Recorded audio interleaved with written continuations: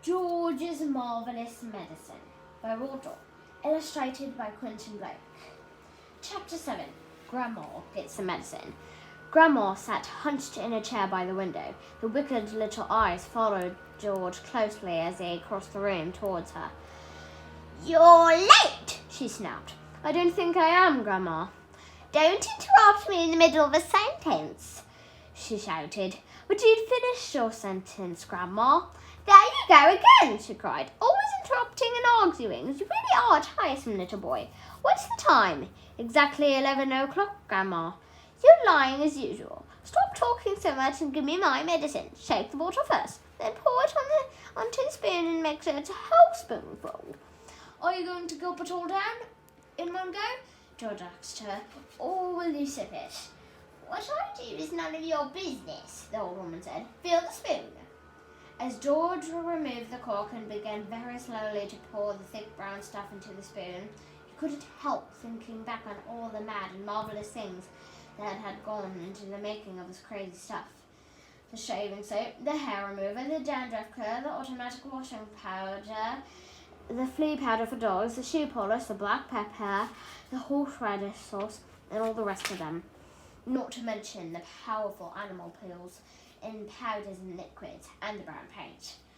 "Open your mouth wide, Grandma," he said, "and I'll pop it in." The old hag opened her small wrinkled mouth, showing disgusting pale brown teeth. "Here we go," George cried out. "Swallow it down." He pushed the spoon well into her mouth and tipped the mixture down her throat. Then he stepped back to watch the result. It was worth watching. Grandma yelled, "Owie!" and her whole body shot up, whoosh, in the air. It was exactly as though someone had pushed an electric wire through the underneath of a chair and switched on the current. Up she went like a jack-in-the-box, and she didn't come down.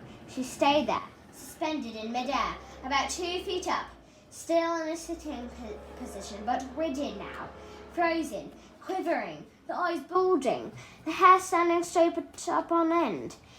"Is something wrong, Grandma?" George asked her politely. "Are you all right?" Suspended up there in space, the older girl was beyond speaking.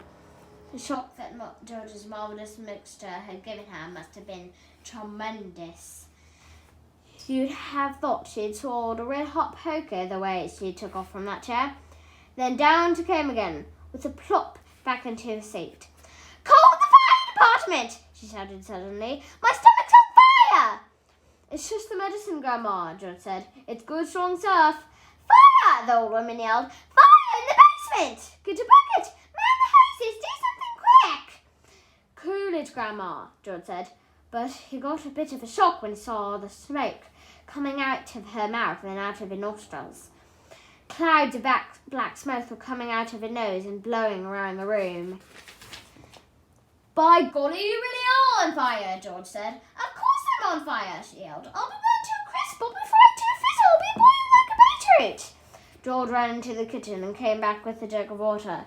"Open your mouth, Grandma," he cried. He could hardly see her for the smoke, but he managed to pour half a jugful down her throat. A sizzling sound, the kind you get if you hold a hot frying pan under cold water, came up from deep down in Grandma's stomach. The old hag bucked and shied and snorted. She gasped and gurgled. A spout of water came shooting out of her, and the smoke cleared away. "The fire's out," George announced proudly. "You'll be all right now, Grandma." "All right?" she yelled. "Who's all right? There's jerky jumpers in my tummy. There's squigglers in my belly. There's bangers in my bottom." She began bouncing up and down in the chair. Quite obviously, she was not very comfortable. "You find it's doing you a lot of good, that medicine, Grandma," George said. "Good?" she screamed. "Doing me good?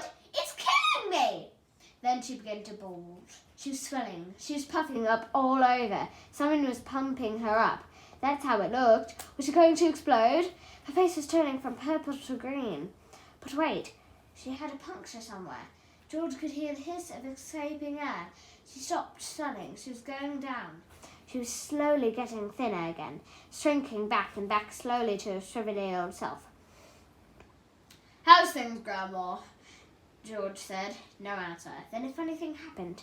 Grandma's body gave a sudden sharp twist and a sudden sharp jerk, and she flipped herself clear out of the chair and landed neatly on 2 feet on the carpet.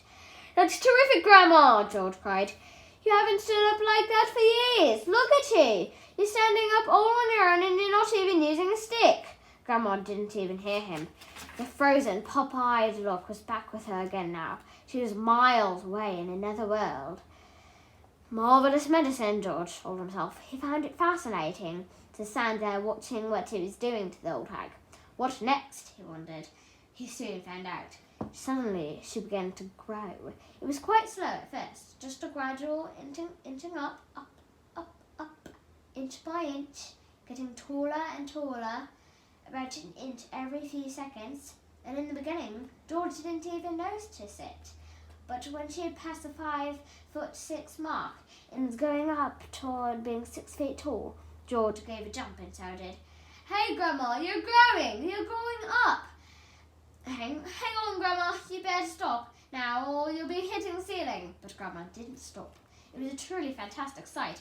This ancient, scrawny old woman was getting taller and taller, longer and longer, thinner and thinner, as though she were a piece of elastic being pulled upward by invisible hands. When the top of her head actually touched the ceiling, George thought she was bound to stop, but she didn't. There was a sort of scrunching noise, and bits of plaster and cement came raining down. "Hadn't you better stop now, Grandma?" George said. "Daddy's just had this whole room repainted." But there was no stopping her now. Soon her head and shoulders had completely disappeared through the ceiling, and she was still going. George dashed upstairs to his own bedroom, and there she was, coming up through the floor like a mushroom. "Whoopee!" she shouted, finding her voice at last. "Holy yuck, here I come!" "Steady, Grandma," George said. "With a hey, no, and up we go," she shouted. "Just watch me grow. This is my room," George said. "Look at the mess you're making. A terrific medicine," she cried. "Give me some more." "She's dotty as a donut," George thought. "Come on, boy, give me some more," she yelled. "Dish it out and slow it down." George was still clutching the medicine bottle in one hand and the spoon in the other. "Oh, well," he thought.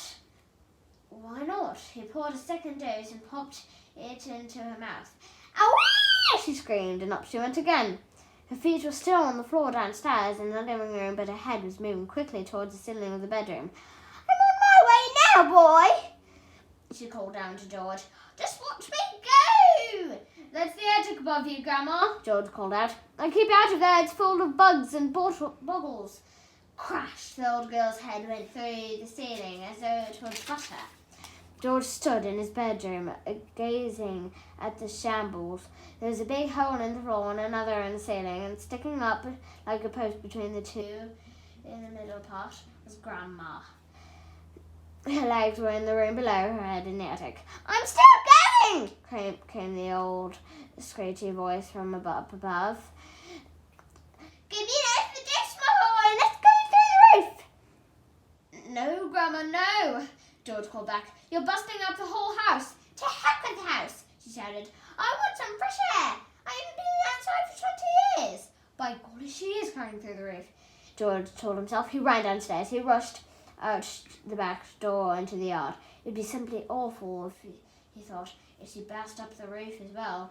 His father would be furious, and he, George, would get the blame. He had made the medicine. He had given her too much. "Don't come through the roof, Grandma," he prayed. "Please don't."